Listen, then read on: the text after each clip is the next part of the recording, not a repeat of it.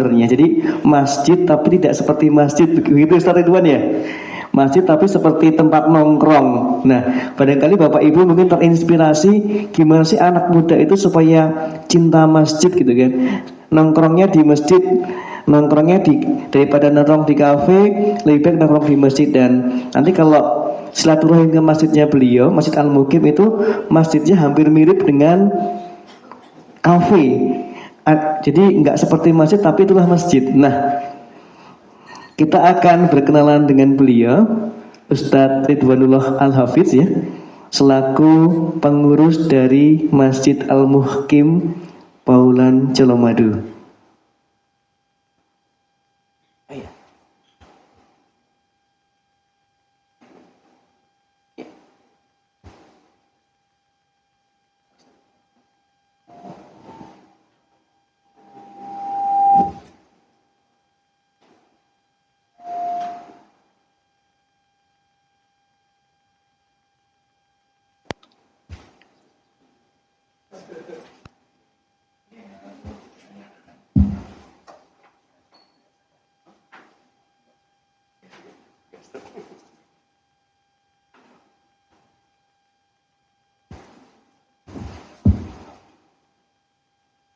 Mas Ardi nggak salah toh. Ini beliau duluan. Gitu. Ya, ini guru-guru saya. Saya kan belajar di sini.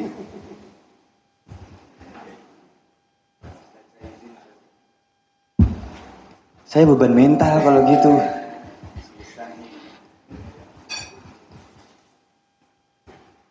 Gimana Mas Ardi? Tadi ibu saya telepon jadi saya angkat.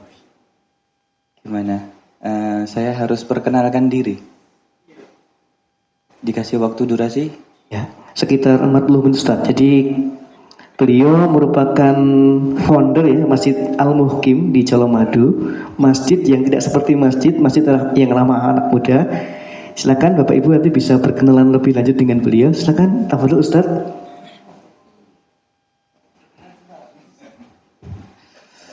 Baik. Saya izin, ternyata ada Ustadz saya di depan juga, Masya Allah. Ini nggak usah berdiri ya, saya duduk aja. Kalau berdiri takut gemetar kakinya.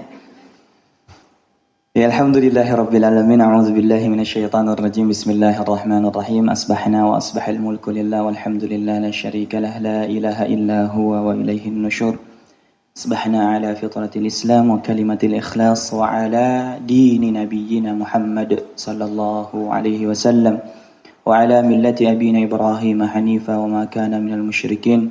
Tawakkaltu ala al-hayy alladhi la yamut, alhamdulillahi alladhi lam yattakhidhu walada wa lam yakul lahu syarikun fil mulk wa lam yakul lahu waliyyun minadh dhull wa kabbirhu takbira. Allahu akbar. Assalamualaikum warahmatullahi wabarakatuh. Yang kami hormati para asatiz yang ada di depan, ya, saya di prank di sini. Saya suruh duluan, begitu juga dengan para hadirin, para takmir ya, yang kami hormati juga, begitu juga dengan para panitia khususnya yang telah memberikan kesempatan kami untuk sharing. Sebenarnya harusnya beliau duluan, tapi kenapa saya duluan Mas Ardi? Baik, gimana kabarnya? Jenengan lihat wajah saya beban umat tidak? Kalau tidak berarti memang saya banyak memegang beban umat. Gimana kabarnya Bapak Ibu sekalian? Masjidnya makmur? Alhamdulillah. Sudah lancar semua? Oh, kalau sudah ya sudah, saya cekap semanten gitu. Jadi saya juga senang, bahagia kalau sudah konklusinya dapat. Masjidnya makmur, makmur gitu. Alhamdulillah sudah berarti Mas Ardi. Alhamdulillahi rabbil alamin alladzi manna 'alaina bi ba'satihi sayyidil mursalin sayyidina wa habibina al-mustafa nabiyyina al-karim alladzi arsalahu rahmatan lil alamin. Asyhadu an la ilaha illallah wahdahu la syarika lah lahu qailun fil kitabil karim wa huwa asdaqul qailin. Ya ayyuhalladzina amanu taqullaha haqqa tuqatih wa la tamutunna illa wa antum muslimun. Pertama dan yang paling utama, kita bersyukur kepada Allah. Allah kumpulkan kita di tempat ini untuk ta'awun. Nah, sebagaimana beliau mendirikan yayasan ta'awun, Ustadz kita satu ini. Saya mau belajar Ustadz, malah saya duluan. Ta'awun 'alal birri wat taqwa wa la ta'awanu 'alal itsmi wal 'udwan. Kita juga bersyukur Allah kumpulkan dan Allah pilih di antara 300-an masjid yang ada di Solo Raya, jenengan yang dipilih untuk hadir di tempat ini. Karena pada hakikatnya jamaah sekalian, kita ini Allah lah yang memilih. Sebagaimana dalam surat Thaha Allah sebutkan, wa anakhtartuka fastami' lima yuha. Akulah yang memilih kalian untuk kuberikan ilmu. Akulah yang memilih kalian untuk mendengarkan ayat-ayatku. Tugasnya kita fastami' lima yuha. Dalam hadis juga disebutkan, idza ahabballahu 'abdan ista'malahu. Jikalau Allah mencintai seseorang, maka Allah gunakan jasadnya, fisiknya, ruhnya untuk memperjuangkan agamanya. Maka alhamdulillah kita dipilih di pagi hari ini sebagai pejuang-pejuang dakwah, sebagai pejuang-pejuang yang melanjutkan estafet Rasul kita. Maka dengan itu kita bersyukur dengan mengucapkan alhamdulillah. Loh kok enggak semangat? Alhamdulillahirabbil alamin. Karena kalau tidak bersyukur bisa jadi Allah cabut. Ya. Bisa jadi yang tadinya menjadi pejuang masjid terus Allah cabut ya Ustaz ya. Jadi pejuang kapitalis gitu kan. Nauzubillah gitu kan. Maka kita bersyukur dengan apa yang Allah berikan dan Allah kehendaki kepada kita. Kemudian salatan wa salaman kepada suri tauladan kita yang telah memberikan contoh yang kompleks dan komplit dari bangun tidur sampai kita tidur lagi. Bagaimana muamalah keseharian, bahkan urusan yang kita akan membahas ini urusan kemasjidan. Kita kirimkan salatan wa salaman ila habibina al-Mustafa Muhammad sallallahu alaihi wasallam. Pun nggih?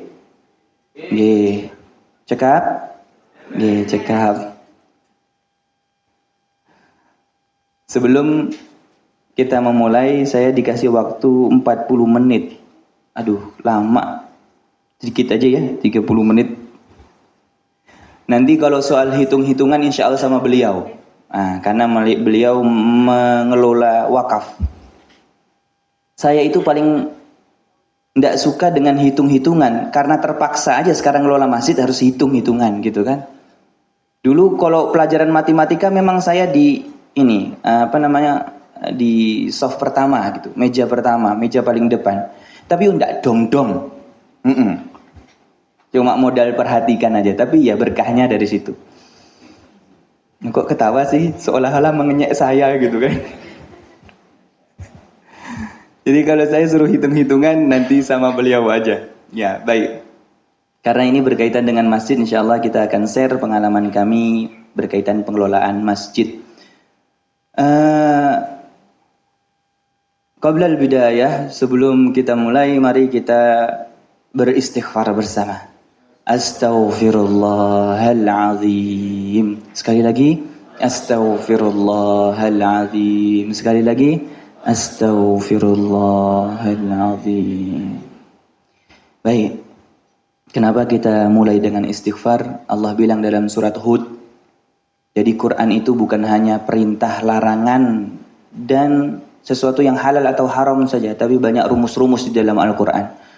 Allah bilang wa anistaghfiru rabbakum thumma tubu ilaihi yumatti'kum mata'an hasanah. Banyaklah kalian beristighfar, maka akan kuberikan, kemudian diikuti dengan taubat, maka akan kuberikan yumatti'kum mata'an hasanah. Kehidupan yang baik, kelancaran dalam mengurus masjid, ya, dan lain sebagainya. Begitu juga Rasul kita, ma asbahtu ghadatan qattin. Rasul tidak pernah melewati subuh harinya illa bi istighfar mi'ata marrah, kecuali beristighfar 100 kali. Rasul yang maksum, kita ini banyak dosa. Tetangganya beli motor, weh, kok tuku motor dites kondi weh. Bu. ada ibu-ibu. Pak, Bu, Bu, kok enggih di sana? Wah, nggak masuk ini. Ibu pernah nggak rating sebelah kiri tapi belok kanan? Itu dosa loh, Bu. Kasihan yang belakang jenengan niku. Itu kebiasaan tuh, Pak. Napa jenengan pengalaman pribadi niku, Pak? Oh, ibu-ibu biasanya gitu. Rating sebelah kiri terus beloknya ke kanan. Itu kira-kira dosa nggak? Oh, dosa. Makanya kita tadi mulai dengan beristighfar gitu kan. Dan Rasul kita juga bilang, innar rajul la yuhramu rizquha bidzanbin yusibuh. Sesungguhnya seseorang itu terhalang rezekinya, termasuk rezeki ilmu. Yang kita duduk sini kan kita mau mencari ilmu bersama. Terhalang rezekinya bidzanbin yusibuh karena dosa yang ia perbuat. Maka tadi kita mulai dengan istighfar. Nah, jemaah sekalian, saya ini gimana ya? Kebetulan memang Allah pilih untuk menjadi pengurus masjid. Jadi sebelum nikah sampai sudah nikah, jangan kecewa ya Bu. Tiwas, wah tak cem gitu. Sampai setelah nikah saya hidup berdampingan dengan masjid gitu. Sejak pulang dari sekolah dulu di jamiah, kita pulang ke Indonesia, memang saya banyak ngurus masjid. Saya pernah menjadi profesi makelar, ibu-ibu sekalian, bapak-bapak sekalian. Makelar imam. Beda. Makelar imam itu gimana? Jadi saya ngambil dari Pulau Jawa imam-imam buat dikirim ke luar Jawa. Ya. Kalau dulu ya Darut Tauhid itu belum punya sekolah tahfidznya. Jadi saya ngambil di pondok-pondok Solo, kemudian kita kirim ke Bandung. Termasuk kami juga mengirim imam-imam di sana, dan termasuk kami juga menjadi imam di sana, di Masjid Al-Murabbi, kemudian di Masjid Habibur Rahman Dirgantara, dan itu semua dari Solo. Itu kita kirim ke sana. Jadi memang dari dulu sibuknya saya Allah amanahkan sebagai pengurus masjid. Dan qadarullah ala ma fa'al, sampai sekarang ya semoga sampai husnul khatimah. Oh, nggak ada yang amin sensi sama saya ya? Nggak jadilah kalau gitu. Tetap menjadi pejuang masjid gitu. Amin, Allahumma amin. Kalau pejuang masjid itu enak Pak. Enak banget. Kenapa? Ya kita menjadi hamba prioritas. Mau sesuatu Allah hantar dengan caranya. Ya. Pernah ngerasain ya? Iya, apalagi jenengan semua pengurus masjid. Saya itu dulu pernah 2017 foto sama motor yang harganya 1M. Kalau kita pikir secara logika, mana bisa marbot masjid. Amplop aja kadang jazakumullah khairan gitu kan. Beli BMW dengan harga 1M. Tapi itu datang sendiri ke rumah. Ada yang hibah. Boleh saya jual nggak untuk bangun masjid? Nggak boleh Ustaz, pokoknya harus dipakai jenengan. Waduh repotnya kayak gini. Ya begitulah hidupnya pejuang masjid. Karena kita memang Allah jamin di dalam Al-Quran seperti itu. Baik, karena saya diamanahi untuk menyampaikan ini ya, sebelumnya insya Allah sudah kenal ya. Ini pembicara yang paling tua, paling muda, Masya Allah. Sebenarnya ada guru-guru kami di depan, tapi kenapa saya suruh duluan gitu kan? Oh salah posisinya Ustaz ya? Oh gitu ya Ustaz. Harusnya jenengan yang di tengah. Ustaz jangan. Oh iya posisinya gitu Ustaz. Berarti jenengan di sana Ustaz. Jenengan di sini, fotonya di sana.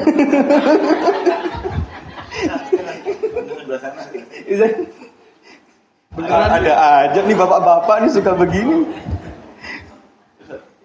Oh gitu ya Ustaz. Kita bahagia kan. Oke. Ustaz Lutfi di sini Ustaz. Kita sesuai foto katanya gitu. Ikut aja lah kata Ustaz. Ikut panitia. Udah Ustaz benar ya Ustaz? Benar. Oke, baik. Baik jemaah sekalian ya.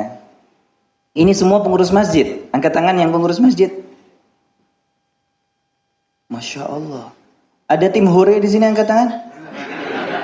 Karena setiap acara ada tim hore. Bukan wajah-wajah tim hore itu selalu ceria gitu kan. Kalau di acara ada cheerleaders gitu kan. Nah, Baik, kita mulai. Karena saya bagaimana memakmurkan masjid, maka kita kembali kepada fungsinya. Di depan sudah ada slide ya. Kelihatan?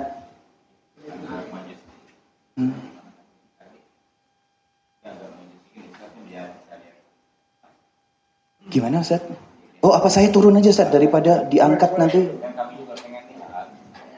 Ustaz kasihan Ustaz, Mas Ardi kurus nanti. Mas Ardi butuh bantuan? Yuk, kita angkat ya. Nggak bisa Ustaz, mentok itu ya? Oh.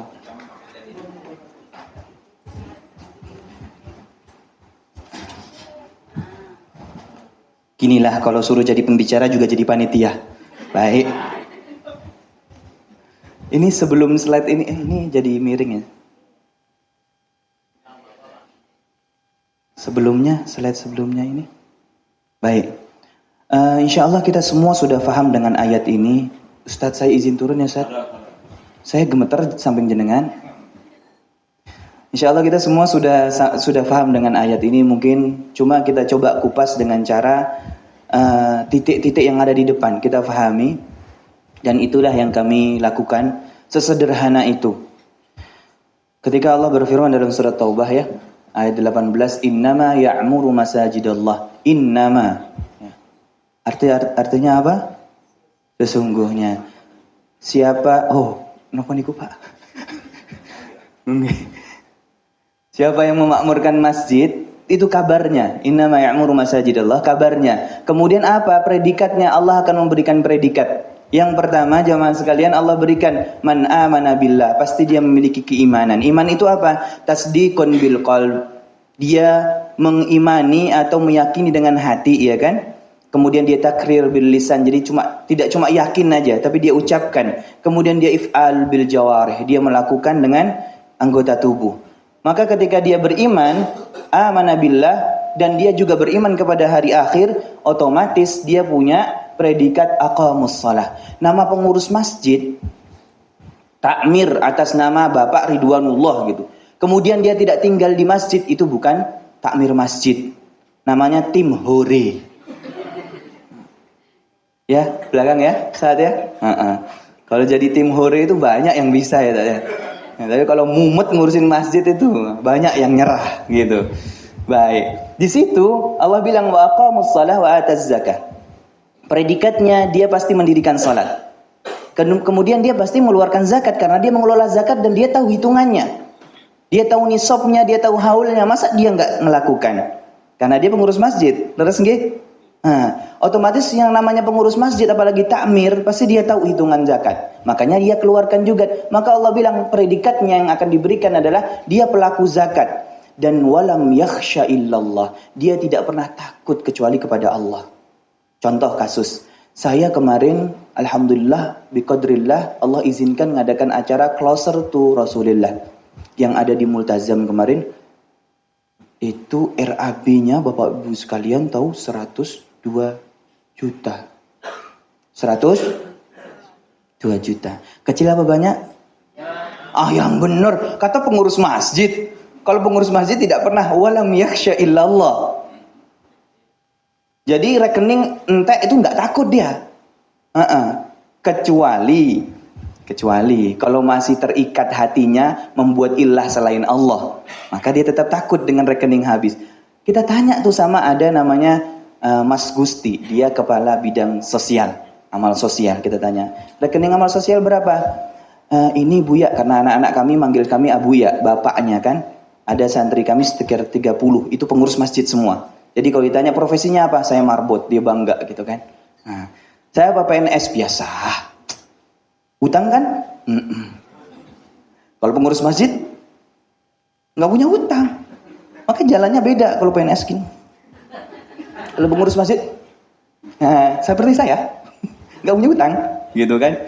Nah, si Mas Gusti ini kita tanya, Mas Gusti, rekening amal sosial berapa? Dia jawab, gini Bu ya, kemarin hasil pengajian terakhir sama hasil kita funding tinggal 3 juta setelah didistribusikan. Terus RAB-nya acara besok berapa? 102 juta. Uangnya dari mana? Allah. Nah itu kelasnya. Walam yakhsha illallah. Tidak pernah takut kecuali sama Allah. Terus ditanya, terus gimana cara fundingnya? Sederhana. Kalau Allah bilang jahadu fina lanahdiyannahum subulana, maka kalian qiyamnya ditambah. Qiyamul lailnya kemarin pas RAB-nya cuma 20 juta, kalian 4 rakaat, sekarang 23 rakaat. Gitu solusinya. Dilakukan sama anak-anak. Dan kami ya sesuatu yang menurut saya itu sesuatu yang sesuatu yang baik lah. Ketika kita ada event di luar tanpa teratak, kemudian waktu itu ketika itu zamannya hujan, kemudian menghadirkan sekitar 700 sampai 1000 crowd atau jamaah. Kemudian anak-anak kami kita kumpulkan. Kalian tahu yang menurunkan hujan siapa? Allah. Bukan prediksi BMKG ya, tetap Allah ya. Kemudian mereka tuh kumpul ya, kemudian mereka berdoa Allahumma hawa alaina wala alaina sampai akhir doa yang diajarkan Rasul, kemudian membaca doanya Nabi Nuh. Karena setiap hari mengkaji Quran, tahu doa-doanya apa kan anak-anak. Ya ardu bla'i ma'aki wa ya sama'u aqli'i wa ghidal ma. Dibaca sama anak-anak. Saat itu juga hujannya pergi. Di tempat itu enggak hujan, kanan kiri hujan. Dan itu repitasi berkali-kali. Pas mau ngecor masjid pun sama. Nah, jenengan silahkan kepoin. Almuhkim.id itu masjidnya. Nah, nanti lihat, itulah realita yang ada di lapangan. Karena saya, na'udzubillah, ngapain berbohong kita kan? Emang masjidnya belum jadi. Ya. Masjidnya belum jadi ya Mas Ardi ya? Jadi buka sumbangan juga ya Mas Ardi ya? Terus, bukan DT aja ya Ustaz ya? Kita juga butuh ya Ustaz. Baik. Nah, maka walam yakhsha illallah itu menjadi apa? Predikat bagi orang pengurus masjid. Walam yakhsha illallah. Kemudian apalagi dia akan mendapatkan profit atau benefit yang tidak semua orang dapat. Rasulullah sallallahu alaihi wasallam ketika mengkader 70 sahabat, ada yang pakar sebagai muhaddis ya, Abu Hurairah, ada sebagai panglima perang, Salman Al-Farisi sebagai diplomasi. Itu 70 pemuda yang ada di masjid Ahlus Suffah. Pernah dengar ceritanya insyaallah ya? Nah, siapa yang membina mereka? Takmir. Siapa takmirnya? Rasul kita. Maka Rasulullah itu dalam hadis nanti kita kupas, sering sampai mau wafatnya pun Rasulullah membuka kordennya, ngelihat oh ternyata Abu Bakar yang sedang mengimami, kemudian Rasulullah tutup lagi. Kemudian Rasulullah bersama Aisyah, kemudian Rasulullah meninggal. Saking bisa tidak ada terbatasnya antara rumah dengan masjidnya. Jadi kalau takmir masjid nggak di masjid, itu namanya tim hore. Nah, coret aja. Oke, ganti. Nah, saya pun harus begitu Bapak Ibu sekalian. Saya rumahnya di Tawangmangu, Allah izinkan untuk dirikan rumah di Tawangmangu. Sejak awal nikah dulu, Allah berikan rezeki untuk bisa buat rumah di sana. Tapi karena saya lagi bangun masjid di Colomadu, mau nggak mau harus ngontrak. Keluarkan duit nggak ngontrak itu? Enak mana? Yang rumah sendiri nggak ngeluarkan duit, cuma mikir tokennya. Di sini mikir token, masih mikir ngontrak, bayarnya rutinan tahunan. Kan enak rumah sendiri. Tapi itu namanya perjuangan, butuh pengorbanan. Napa nggih? Jenengan sampun korban. Korban perasaan napa korban napa, Pak? Baik. Ini kenapa harus masjid? Insyaallah sudah paham. Ulaika ayyakuna minal muhtadin. Muhtadin itu bukan hidayah. Sesempit bahasa kita hidayah, muhtadin itu ilmu. Dulu kami diamanahi sama Allah megang Universitas Muhammadiyah, sempat jadi dosen. Kemudian megang salah satu instansi di Solo Raya, ada PTQ, ada Al-Irsyad, ada Al-Bidin. Saya basicnya tahu orang manajemen. Ya, tahu bagaimana mengelola SDM. Tapi beda tatkala kita mengaplikasikan manajemen kapitalis sama manajemen kemasjidan. Kok saya tadi agak pelan? Iya, karena beda. Nah, karena yang sana tujuannya kalau di sini tujuannya ridallah. Beda. Ketika saya mengaplikasikan, kalian kalau kerja itu harus ada PDC, planning, do, terus C-nya apa? Cek. Ya, evaluasi. Kalian harus begini A, B, C, D. Saya terapkan, gak mempan. Gak mempan, wallah saya cerita gak mempan. Laporannya luput, ininya luput, ininya luput. Ternyata sederhana. Ketika kita memakmurkan masjid, Allah lah yang akan memberikan. Siapa pengurus itu untuk menjadikan masjid itu makmur dengan ilmunya Allah. Qadarullah ala ma fa'al, database yang kita punya itu hampir 5.000 saat ini. Database yang dikelola masjid, yang biasanya buat, walaupun masih sedikit, karena masjidnya, hitungan masjid kami sekitar 1 tahun. Maka masjidnya juga belum jadi. Ya. Silahkan main, silahkan bawa 1M 1 orang. Ya, nanti biar masjidnya segera jadi gitu kan. Masya Allah. Fa'asa ulaika minal muhtadin, itu Allah berikan ilmu. Ada yang divisi amal sosial, ada amal pendidikan, ada baitul malnya, ada baitul muamalah dengan divisi-divisi yang lain. Allah kasih ilmu mereka sesuai dengan kebutuhan. Akhirnya mereka mengelola dan membuat crowd dengan crowd yang luar biasa. Akhirnya orang trust, percaya ini masjid berkontribusi. Masjid ini bukan beton dan besi gitu kan. Kalau masjid beton dan besi kan banyak. Tapi kalau masjid yang berkontribusi untuk umat itu yang sedikit. Yang mikir posisi surat An-Nisa ketika berbuat baik itu bagi siapa? Wabil walidaini ihsana wabidil qurba wal yatama wal masakin. Ada lagi? Jarizil, ada kalimat jarizil kurba, tetangga dekat. Jadi namanya polisi, namanya masjid harus memikirkan siapa tetangga 40 depan 40 belakang, semua harus dipikirkan dan didata. Udah sholat belum? Ini udah menerima, ini patut nggak menerima manfaat? Ini patut nggak menjadi mukallaf atau menjadi mustahik? Punya data seperti itu masjid. Nah, ini namanya fungsional masjid. Maka Allah lah yang memberi ilmu itu. Kalau secara logika kita tidak bisa, tapi Rasul pun mencontohkan. Nah, kebanyakan kita masjid itu hanya mengaktifkan satu hal aspek ubudiyah saja. Pengajian sholat. Padahal masih banyak lagi, nanti beliau akan secara hitung-hitungan pengelolaan wakaf dan lain sebagainya sama beliau. Saya singkat langsung berikutnya. Apa sih sebenarnya fungsi masjid, jamaah sekalian? Kita kan akhirnya bertanya, fungsi masjid itu apa? Allah izinkan untuk berdiskusi dan bermulazamah dengan salah satu penjaga perpustakaan di Madinah, Syekh Ibrahim rahimahullah. Karena beliau sangat luar biasa ilmunya, beliau ambilkan kitab-kitabnya dan kami sempat keliling sama beliau, Pak Prof Kusnadi yang fotonya di sana tapi diganti sama Ustadz Lutfi. Nah, kami sempat keliling ke masjid-masjid. Ada Masjid Nur Mirah di sini. Di Solo pernah masuk Masjid Nur Mirah. Nah, kurang lebih seperti ini. Fungsi masjid itu paling tidak, next. Lagi. Nah, sebelumnya. Panjenengan tahu ini masjid apa?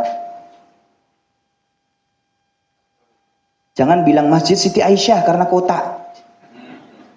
Ada pengurus Masjid Siti Aisyah di sini? Oh, Ibu, oh iya. Masya Allah, pernah jumpa kita ya. Ada videonya, coba diputar sebentar. Kita lihat videonya Bapak Ibu sekalian. Video bentuk Masjid Nabawi di awal masa. Bisa? Ya. Ini 3D-nya, silakan jangan lihat. Nanti saya jelaskan fungsi-fungsinya. जब नबी पाक सल्लल्लाहु अलैहि वसल्लम ने मक्का मुकरमा से Medina dia bahasa Tamil ya. जब नबी पाक सल्लल्लाहु अलैहि वसल्लम मदीना मुनव्वरा पहुंचे जो कि उस वक्त यसरब कहलाता था तो मदीना के अंसार ने आप सल्लल्लाहु अलैहि वसल्लम का भरपूर इस्तकबाल किया। मस्जिद नबवी के लिए जो ज़मीन मुंतखब की गई वो अंसार कबीले के 2 यतीम भाइयों सहल और सुहेल के नाम थी। रसूल पाक सल्लल्लाहु अलैहि वसल्लम ने ज़मीन की कीमत अदा करके वो ज़मीन खरीद ली और मस्जिद नबवी की तामीर का आगाज़ किया गया। तमाम अलैहि वसल्लम की अज़वाज Bab Al-Jibril, Bab Al-Rahmah, As-Suffah. Kita kenal dengan As-Suffah ya. चलिए चलकर रसूल पाक सल्लल्लाहु अलैहि वसल्लम के शहर का दीदार करते हैं। उम्मीद Tadi pintu Ar-Rahmah itu lebih ke pintu nisa. Jibril itu pintu laki-laki.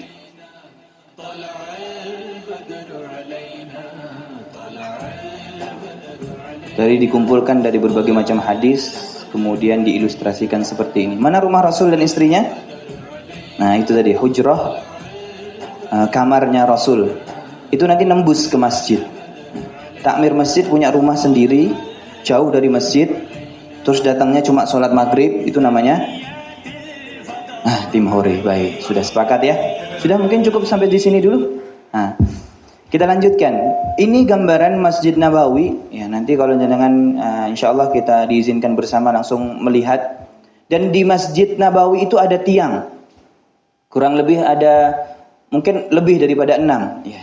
Salah satu tiang yang menarik menurut saya, ada namanya tiang Taubah. Yang menceritakan Abu Lubabah, seorang sahabat yang mengancam orang Yahudi dengan isyaratnya, jari telunjuknya.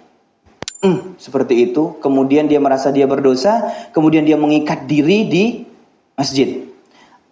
Kemudian sampai turun satu ayat yang menunjukkan kalau dia ini diampunkan. Akhirnya dia lepas, meminta sama Rasulullah melepas.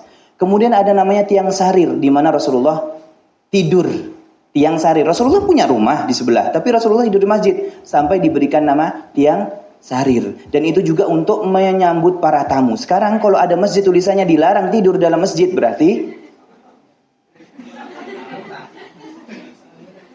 napa niku? Masjid dewe. Bukan masjidnya umat, masjid dewe. Masjid korporat biasanya kayak gitu. Ada yang masjidnya ada tulisan dilarang tidur dalam masjid. Lah usah, nanti kan ngompol dibersihkan. Nanti ngecas ganti karpetnya, kan gitu. Yang penting disosialisasikan, dijaga kebersihan, gitu kan. Nah, Rasulullah ada namanya tiang sarir. Kemudian ada tiang Aisyah, ya. Ada tiang banyak sekali. Nanti kalau kita mengulik lebih dalam, banyak banget tiang-tiang yang difungsikan. Ini loh fungsinya masjid. Nah, kita akhirnya punya gambaran. Tapi secara garis besar kita mengumpulkan slide berikutnya. Ada sekitar 6 paling tidak fungsional masjid. Bapak Ibu sekalian, saya percepat. Pertama, ibadah, ukhuwah, dirasah, riyadhiyah, musyawarah, sikwah wal hukumah. Ibadah itu apa?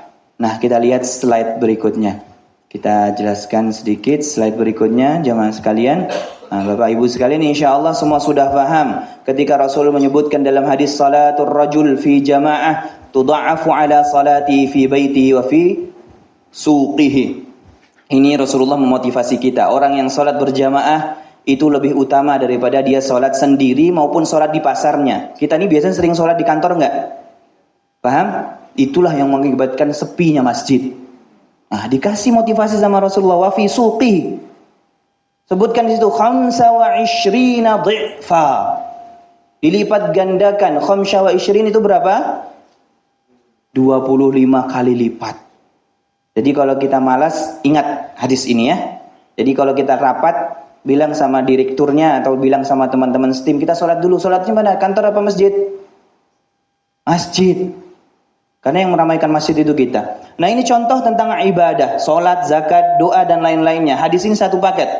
Di situ diceritakan tentang keutamaan-keutamaan ibadah. Kemudian berikutnya, fungsional berikutnya, ukhuwah. Kalau bahasa anak sekarang, Bapak Ibu sekalian, ini namanya hangout, nobar, nongkrong. Wah, ini bid'ah ini ustadznya ini. Bid'ah ini. Kok bisa loh? Memang seperti itu. Maka kalau panjenengan lihat di Masjid Al-Mukim itu memang masjid yang kata orang sih aneh gitu ya. Masjid kok ada kafenya, masjid kok kajiannya di luar, di lapangan gitu. Tapi insya Allah hal-hal yang subhat, ikhtilat, yang haram, mendekati haram kita juga jaga. Karena kita juga berdasarkan ilmu. Ya, bukan terus nanti konser dangdut biduan di masjid yang enggak juga. Gitu kan. Gitar-gitaran gitu kan. Enggak juga. Ya. Ukhuwah maksudnya apa? Ini kebiasaan Rasulullah. Ketika Rasulullah nongkrong sama para sahabat. Nah, disebutkan kana la yaqumu min musalli alladhi yusalli fihi subh. Rasulullah tidak pernah berdiri ketika habis salat subuh atau salat-salat yang lainnya hatta tatlu'u syams. Kalau ini terangkan tentang salat subuh sampai terbitnya matahari. Fa idza tala'at qama. Jikalau sudah terbit maka Rasulullah pun berdiri. Terus Rasulullah ngapain? Nongkrong sama para sahabat. Apa? Kok bisa nih? Wa kanu yatahaddatsuna fayakhuduna fi amril jahiliyah. Sahabat tuh menceritakan, Rasul dulu aku tuh nyembah Lata, Uzza, Hubal. Tapi kalau aku lapar aku makan hubalnya itu. Nah, ini membuat apa? Rasulullah tertawa, maka disitu disebutkan fayadhakuna wa yatabassamu sallallahu alaihi wasallam. Mereka tertawa, menceritakan masa lalu mereka. Berarti itu nongkrong nggak? Nongkrong. Aku mbiyen ngene, ya Allah, astagfirullahaladzim. Ceritalah seolah-olah gitu, cerita sama orang-orang ketakmiran gitu. Jenengan kira-kira ada yang cerita kayak gitu? Kosek, aku sibuk. Nah, memang masjid itu fungsinya seperti itu. Jadi anak-anak yang kami kumpulkan di masjid itu memang rata-rata bermasalah. Cerita skripsi nggak kelar-kelar gitu kan. Aduh, ada yang tersinggung kayaknya di depan ini kan. Cerita mau nikah tapi ditikung gitu kan. Astagfirullahaladzim. Cerita saya merasa anak muda sekarang tuh penyakitnya banyak sekali. Saya lihat di sini pengurus masjid sudah tua-tua, sedih saya. Mohon maaf loh Bu. Mohon maaf, tidak maksud apa ya? Tidak maksud menjelek-jelekkan, tapi memotivasi jenengan untuk cari yang muda gitu ya. Anak muda tuh penyakitnya banyak, Pak. Kalau dulu kita paling sakitnya apa? Demam gitu kan. Masuk angin toh Pak, keroi, kelar gitu kan. Ngomong sama Mbak Bojo tolong keroan, selesai gitu. Sekarang tuh sakitnya tambah Pak. Introvert, insecure. Nanti tambah pedicure, medicure, semua jadi penyakit itu. Heran sama anak-anak muda sekarang saya itu. Penyakitmu banyak sekali. Nah, itu orang-orang penyakit itu datang kepada kami.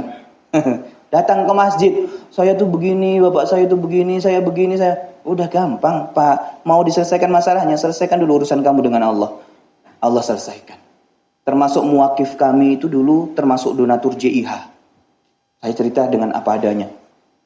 Muwakif tanah yang ada di Masjid Al-Mukim itu sudah kelar ya, urusan wakaf-muwakaf itu nanti beliau akan terangkan, wajib ditulis.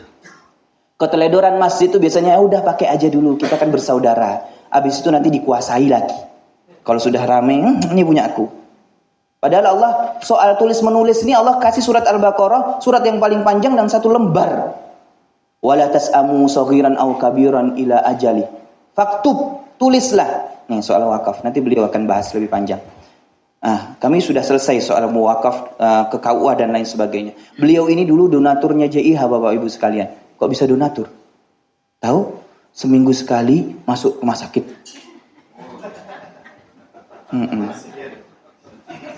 Kalau pasien kan nggak sering-sering Bapak. Kalau seminggu sekali, seminggu 2 kali, seminggu 3 kali kan donatur jadinya. Karena apa? Karena beliau ini merasa jiwanya terguncang. Ya semoga Allah menjaga. Dan alhamdulillah sekarang beliau sudah sembuh.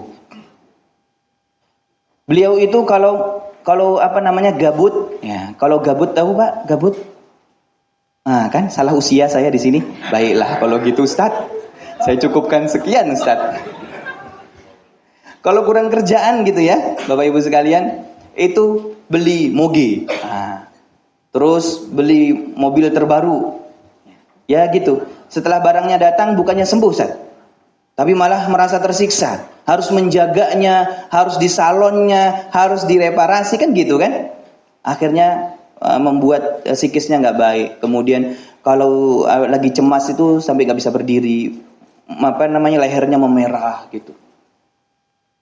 Qadarullah ala ma fa'al, kita terapi dengan masjid ini dan alhamdulillah singkat cerita sembuh gitu. Singkat cerita sembuh. Apa?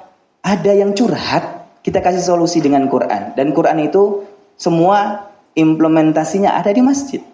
Baik, kita lanjutkan. Itu contoh ukhuwah. Kemudian dirosah.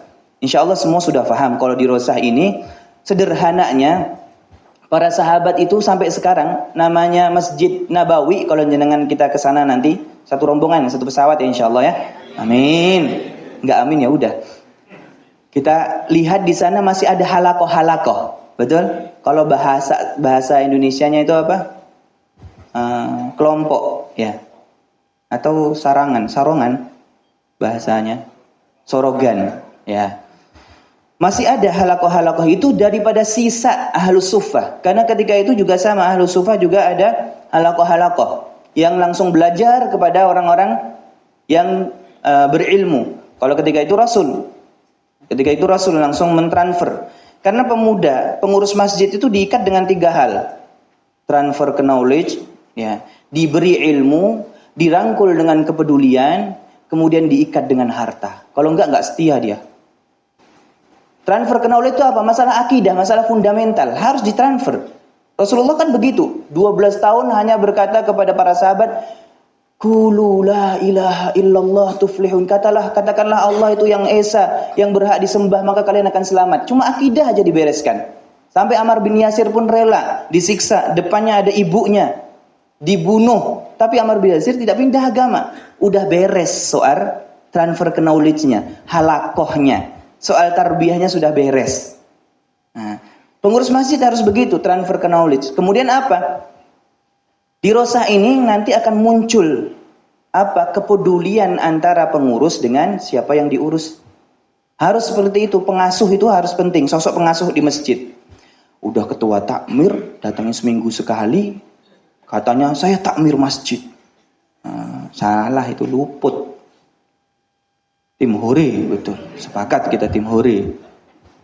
Harus transfer ke knowledge. Nanti akhirnya apa? Timbul kepedulian.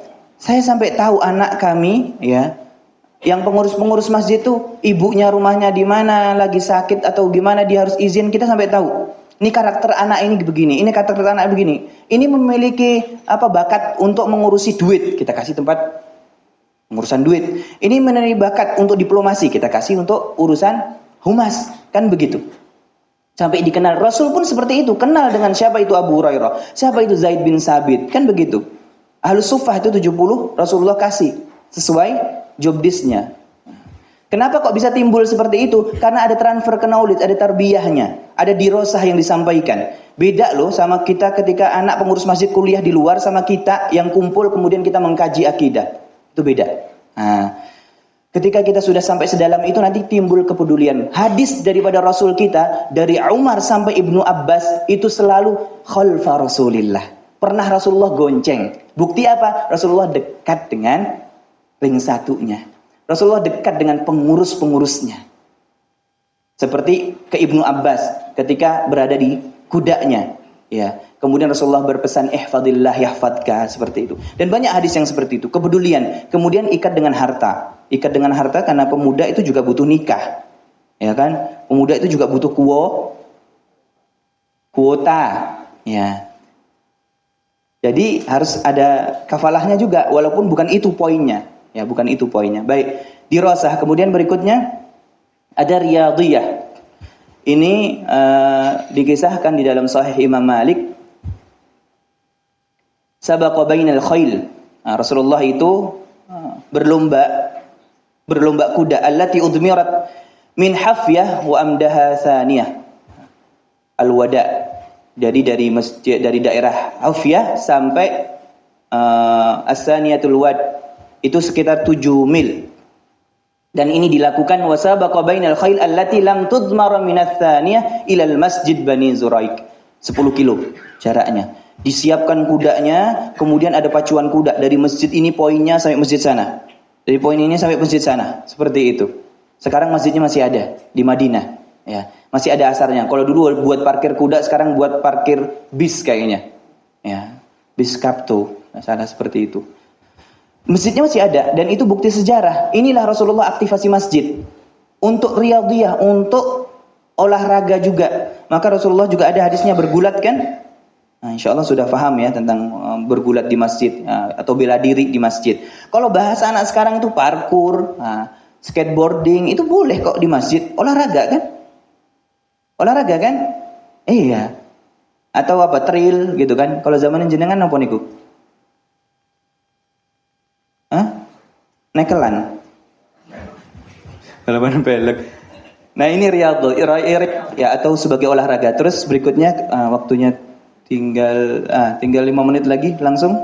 Seterusnya musyawarah. Jadi ada salah satu sunnah yang mungkin kita luput. Ternyata Rasulullah ketika mengambil kebijakan itu selalu di masjid, bukan di hotel kayak gini.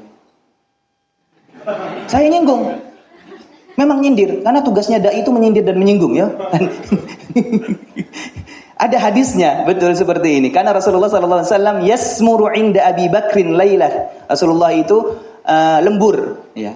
Lembur rapat dengan Abu Bakrin, dengan Abi Bakar, dengan Abu Bakar lailatan, satu malam. Kadzalika fi amrin minal amril muslimin wa ana ma'ah. Ya.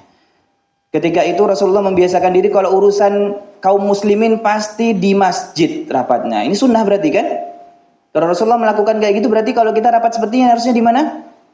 Baik. Besok lagi di mana DT? Ya. Bayarnya ke masjid aja daripada ke hotel. Nah. Inilah Rasulullah, musyawarah, meeting area, coffee shop, cozy space, itu bahasa anak sekarang. Ya, kalau masjid cuma untuk sholat, udah gitu sejadahnya bau ya apa kira pol-polan pokoknya. Saya pernah masuk ke masjid tuh, masjidnya mewah gitu kan. Pas saya sujud tuh, wah, masya Allah, tambah khusyuk saya.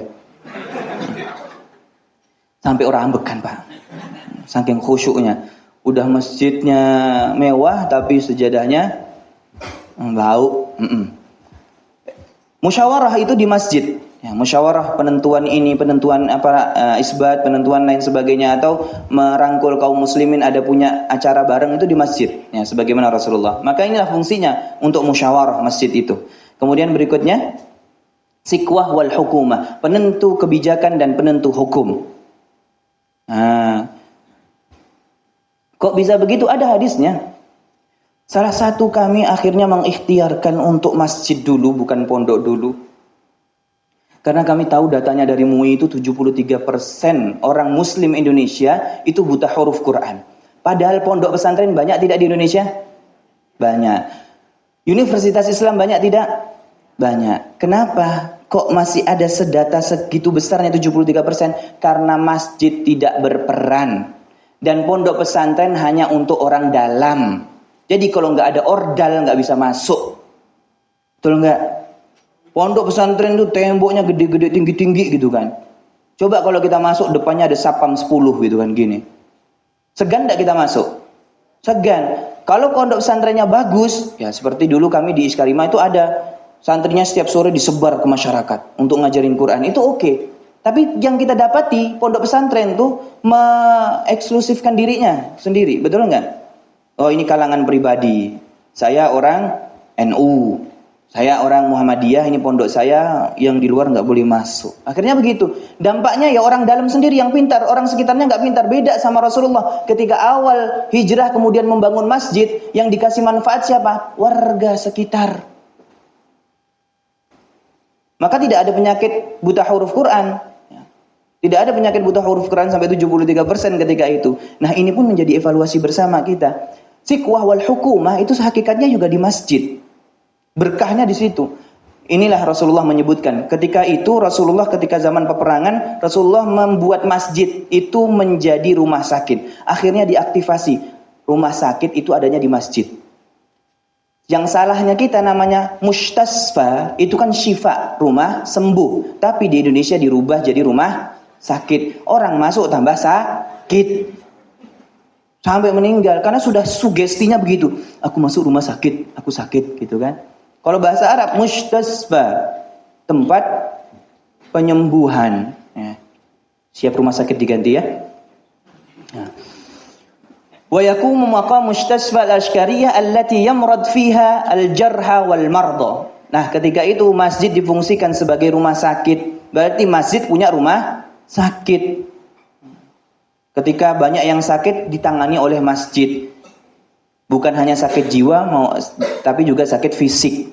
Ya, jadi kalau ada masjid yang ada kliniknya kayak Nur Mirah itu dulu ada cek kesehatan dan lain sebagainya, Masya Allah. Semoga yang lainnya juga Al-Falah juga ada. Ya. Masjid Al-Mukim ada Omah Waras punyanya masjid. Ya. Cure aja, ya. Karena salah satu dasarnya masjid ini. Ya. Jadi lebih ke Tibun Nabawi. Ya. Karena kalau pakai obat kimia kami belum berani. Ya. Kenapa Pak? Holistik, ya, Masya Allah, betul. Kemudian selain mustasfa, di sini juga diceritakan Rasulullah pernah satu ketika ada seseorang yang berdebat sampai suaranya terdengar oleh Rasulullah. Namanya Ka'ab. Kemudian Rasulullah panggil, ya Ka'ab. Di situ dalam hadis sebutkan, qala labbaika ya Rasulullah. Iya Rasulullah, ada apa ya Rasulullah? Da' min dainika hada. Jadi Ka'ab itu ada debat sama seseorang yang hutang sama dia, kemudian diajak ke masjid. Ini kamu hutang segini, bayar segini. Kemudian Rasulullah mendengar, ini namanya takmir. Terdengar dari samping ada apa itu di masjid. Dia keluar ke masjid. Rasulullah keluar. Kemudian bilang, ya Ka'ab, wahai Ka'ab, sudah. Tidak apa-apa, lunasi setengah aja. Akhirnya dilakukan sama Ka'ab. Jadi ada yang berhutang sama Ka'ab. Ka'ab meminta seluruhnya karena orang itu keberatan, akhirnya terjadi suara yang tinggi sampai Rasulullah dengar, kemudian Rasulullah keluar masjid. Nah, ini namanya hukumah, memberi ketetapan, ya. Di masjid juga. Jadi kalau ada masalah pertikaian antara dua perusahaan atau antara rumah tangga, larikan ke masjid. Barakna haulah, karena masjid itu penuh dengan keberkahan, akan dikasih solusi daripada Allah di masjid. Masya Allah ya, ini aktivasi dalam kemasjidan. Jadi kalau secara hadis kita kumpulkan itu banyak sekali. Dan mungkin cukup ini kita aplikasikan, semoga bisa bermanfaat dan semoga bisa menjadi motivasi. Nah, sepil sedikit, apa itu Masjid Al-Muhkim? Bisa dibukakan ya Masjid Al-Muhkim? Ada IG yang bisa dibuka? Insyaallah saya cukupkan sekian, semoga bermanfaat. Tapi sebelumnya biar panjenengan sekalian tahu masjid yang sedang kami rintis, mohon doanya semoga dikumpulkan bersama orang-orang yang mukhlasin dan semoga Allah mudahkan segala urusan di situ. Masjid Al-Muhkim itu masjid yang isinya para pemuda dan pemuda yang berkontribusi untuk kemasyarakatan, yang melayani umat, dan mereka semua datang, Allah yang datangkan. Kami tidak pernah mengajak atau tidak pernah buka rekrutmen, karena rekomendasi rata-rata dalam surat Qasas itu Allah bilang kalau mau mencari SDM itu lebih baik rekomendasi. Kayak Nabi Musa itu menjadi karyawannya Nabi siapa? Syuaib, ya, karena direkomendasikan oleh anaknya, ya, bukan open recruitment. Kalau rekomendasi itu kelebihannya apa? Tahu karakternya. Nah, seperti yang di Masjid Al-Muhkim, bisa dibuka? Nggak bisa? Atau buka aja di browser, buka di browser atau di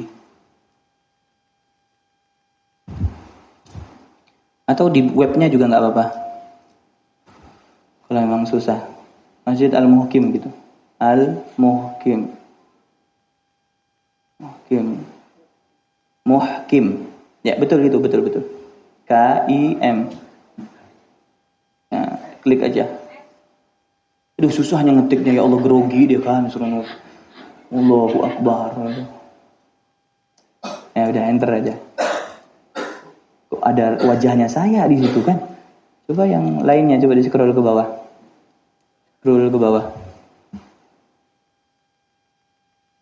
Nah, itu ada Instagramnya Masjid Al-Muhkim, coba lihat.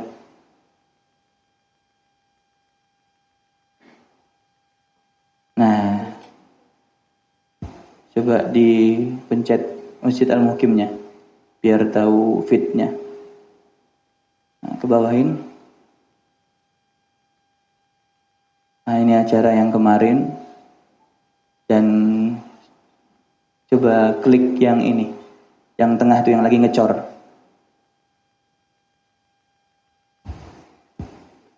Oh, tidak ada suaranya. Masjid masih dalam proses pembangunan, namun sudah banyak memberikan manfaat kepada masyarakat. Di antara program-program unggulan yang sudah berjalan, seperti Pasar Bahagia, kajian Light Space, kelas Quran Bahagia, Yatim Fun Day, kajian hikmah ayat Quran, dan beberapa kegiatan sosial lainnya. Adapun program-program baru yang akan datang diantaranya Gus to Makkah, tapat tilas ke tempat-tempat bersejarah Rasulullah, dan program The Hikmah Series Class, memfasilitasi kelas online untuk generasi milenial dan Z di seluruh Indonesia, dengan berbagai lini ilmu pembahasan seperti pernikah dan parenting, sesuai tuntunan Rasulullah dan ilmu lainnya. Dukung terus program-program kami dan mari ikut serta berkontribusi dalam penyelesaian pembangunan Masjid Al-Muhkim. Barakallahu fikum. Alhamdulillah. Ya, nanti silahkan dicari informasi tentang Masjid Al-Muhkim. Nah, itulah Masjid Al-Muhkim min fadli Rabbih. Itu sebenarnya hikmah daripada Al-Quran kita terapkan dan Allah izinkan dengan ilmu yang Allah berikan. Jadi intinya semua rumusan permasalahan ada dalam Al-Quran. Kita tinggal ikut aja apa kata Quran, maka Allah akan berikan. Jazakumullah hasanal jaza. zawadallahu taqwana ghafara zambana waftah alaina min kulli khair. Semoga Allah membukakan pintu kebaikan kepada kita semua dan semoga Allah ampunkan segala dosa-dosa kita semua. Saya Muhammad Ridwanullah yang paling banyak ngomong di depan, paling banyak salah. Saya mohon maaf. Sekali lagi tolong dimaafkan, jangan dicegat di jalan nggih. Matur suwun. Sekian, assalamualaikum warahmatullahi wabarakatuh. Waalaikumsalam warahmatullahi wabarakatuh. Luar biasa sekali, berikan aplaus terbaik untuk Ustadz Ridwanullah. Jadi masjid yang sangat ramah anak muda. Sudah cukup terinspirasi Bapak? Masjidnya dekat, ada di Colomadu. Dan sekarang kita akan ke arah Sragen. Yang dari Sragen mana Pak tadi Pak? Sragen ya, ada Sragen. Nah, kita sekarang ke Sragen, kita akan berkenalan dengan Masjid Raya Al-Falah. Setelah hadir di depan kita gurunda kita Ustadz Lutfi Urbani. Beliau dirutnya Ustadz ya, dirutnya Masjid Al-Falah Sragen. Kita akan belajar ya, tadi dari Al-Muhkim, sekarang kita akan belajar dari Ustadz Lutfi bagaimana sih menjadi masjid yang luar biasa, menjadi masjid yang makmur. Kepada beliau kami persilakan.